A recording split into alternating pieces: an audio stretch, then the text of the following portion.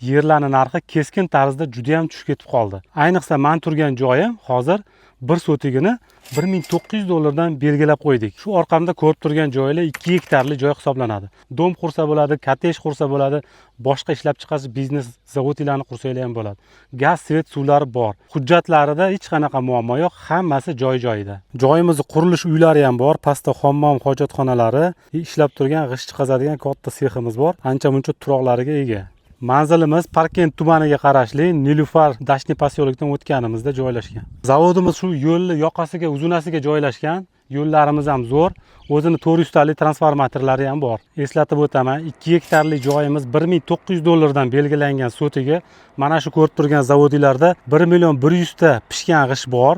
U ham normalniy pul to'ladi, joyida kelib gaplashsa bo'ladi. Kanalga obuna bo'lishni esdan chiqarmanglar. Sizlar uchun shunaqa zavodlarni ham, ishxonalarni ham qo'yib boramiz.